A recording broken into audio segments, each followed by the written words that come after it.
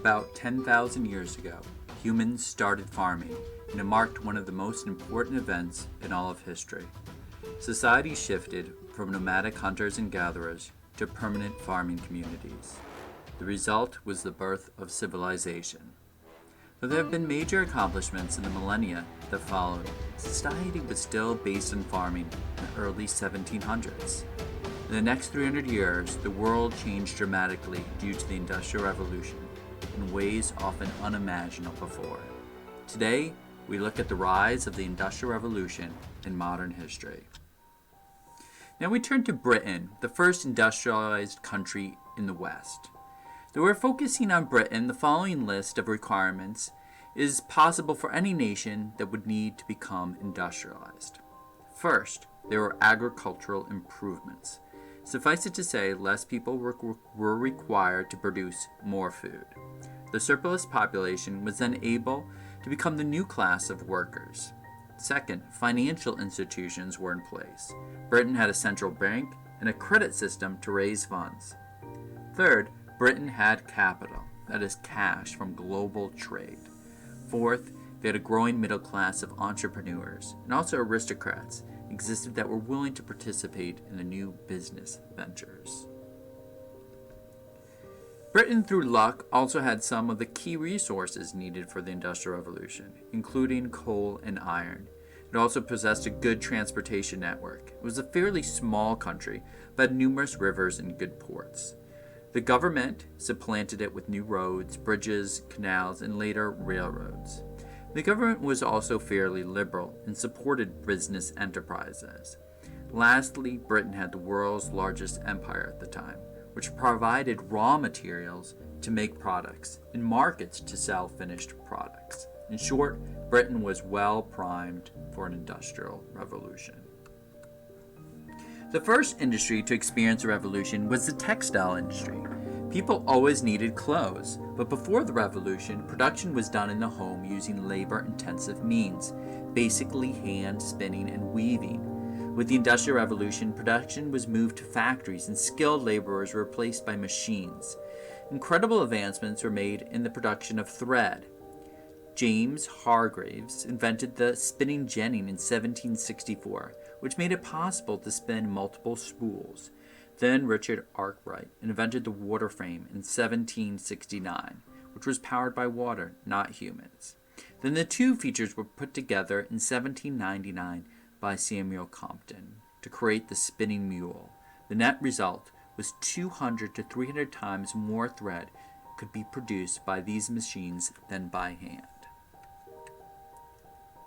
Now that thread could be produced quickly, inventors had to speed up the process for weaving.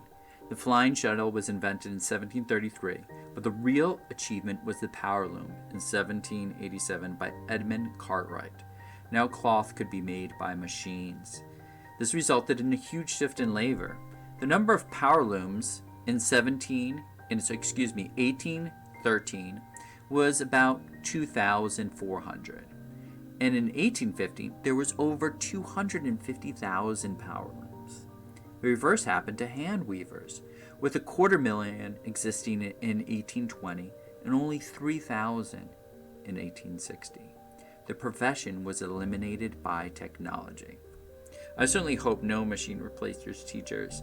Maybe it's a bad idea to put these videos up on YouTube. Next thing you know, I'll be replaced by computer. In addition, as time progressed, the machines moved from people's homes to larger institutions, factories. Initially, they were located near water, but with advancement of steam power, they could be located anywhere. There was also a huge increase in the demand for cotton. Consumption of cotton went from just 2 million pounds in 1760 to 360 million pounds in 1840. This, of course, was behind the revival of slavery in the American South. Needless to say, the price of clothes dropped, and the amount of clothes people purchased increased accordingly. New fashions appeared to trick people to buy new clothes. At least, that's what I tell my wife. People started wearing underwear. Wool, handmade underwear, just didn't cut it in the past. Also, in the past, people only had 3 or 4 outfits. Highly functional, handmade, and expensive. Now think about how much clothes you have.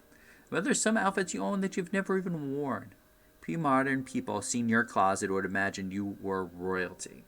That's the Industrial Revolution in a nutshell. We become more productive because of advancements in technology and the organization of labor. Another shift was the way work was done. Before the Industrial Revolution, you had to work yourself or use an animal. In a few cases, wind or water power was used. That all changed with the steam engine. Historians like to bicker about who invented the steam engine, but primitive models existed since ancient times, though not practical. It was Thomas Newcomen, and in particular James Watt, who made improvements to the engine to make it useful in industry and transportation. In short, the engine would burn coal to heat water, producing steam, which then moved a piston. You could have as much power as you wanted, limited only by the amount of coal, and thus began our addiction to fossil fuels. Pre-modern building materials were wood, brick, and stone, but in the 19th century ushered in the age of iron. Iron had been in use since the Hittites in ancient history, but methods had not improved much. That changed with new technology in the Industrial Revolution, and a switch from charcoal to coke or coal, resulting in stronger iron and more efficient production. In 1740, there was only 17,000 tons of iron produced in Britain. By 1850, it had increased to 3 million tons, more than the rest of the world combined. Iron was used in machines, buildings, and transportation networks. In addition to the revolution in production, a transportation revolution was also occurring. It began with better roads and new canals. The key factor, however, was railroads. A system of rails was first used in mines to move material by humans and animals. But in 1825, the first rail line was built in Britain, moving coal at 15 miles an hour. 5 years later, the first passenger line opened up between Liverpool and Manchester. By 1850, there was 23,000 miles of railroads around the world. Railroads changed the world. It facilitated faster travel at lower costs and increased communication and mobility of people. People in Britain could go to London for the day or to the shore for a summer holiday. Naturally, trade increased and helped create a market economy, with one area specializing in a product and it being transported throughout the whole region or even throughout the whole country. With time, industrialization started spreading to the continent. It didn't have the same advantages as Britain had. Its transportation network was not as developed. It was also far more traditional with medieval guilds, local tradition, and an aversion to materialism. The Napoleonic Wars also devastated the continent in the early part of the 19th century. Britain also tried to protect its trade secrets by barring artisans from leaving the country and preventing new machines from being exported. Eventually, some British mechanics left and helped jumpstart industries abroad. In the next generation, native mechanics replaced British ones, and technical schools appeared, especially in Northern Europe.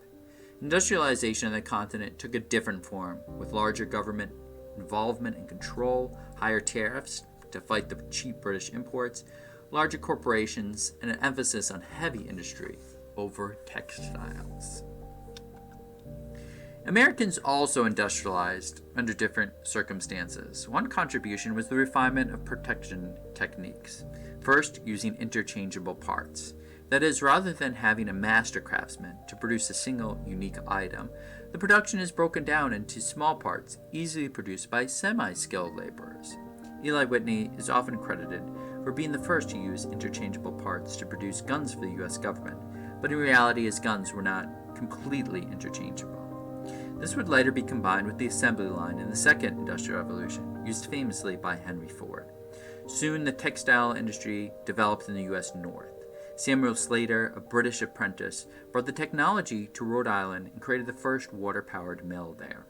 Francis Cabot Lowell traveled extensively in Britain in the early 1800s and was able to recreate the machines in the United States.